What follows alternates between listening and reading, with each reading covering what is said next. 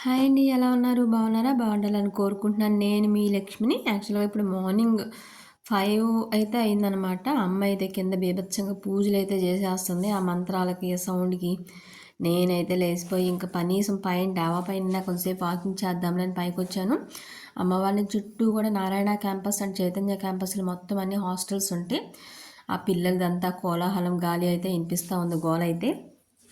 సరే ఇంకా చలిగా ఉన్నా సరే కింద దానికంటే కూడా కొంచెం రిలీఫ్గా ఉంటుందిలే అన్న దానికోసం ఇంకా పైకైతే వచ్చి కొంతసేపు తిరుగుతున్న ఆ పూజలు ఎప్పుడవుతాయి ఆల్మోస్ట్ 3 o'clock అయితే స్టార్ట్ చేసింది.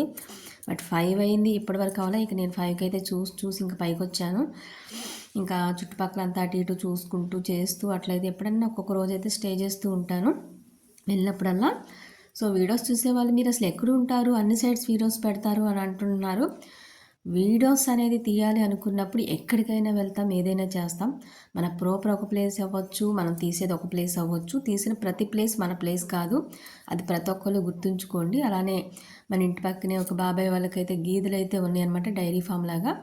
దాదాపు ఒక 30-40 గీదెల వరకు ఉంటే వాళ్ళైతే పాలు తీసుకుంటూ హడావుడిగా లైట్లు వేసుకుని పాలేళ్ళు వాళ్ళందరూ అయితే పనులు చేసుకుంటున్నారు.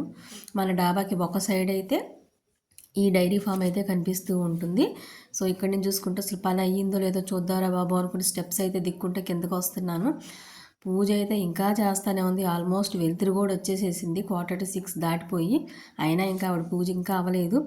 అమ్మో ఇంకా అవ్వలేదురా బాబు అనుకో సరే అని కాసేపు అలా అలా బయట తిరుగుతూ ఉన్నాను అనమాట. ఇంకా ఫైనల్గా వెలుతురు వచ్చిన తర్వాత మళ్ళీ పూలమాలలు అయితే కట్టుకుంటూ కూర్చుందనమాట. మా అమ్మ పూజలు అయితే ఇట్లా ఉంటాయి. ఇదైతే పర్సనల్ బ్లాగ్లో అయితే మీతో షేర్ చేసుకుంటున్నాను. Please watch it. Thank you.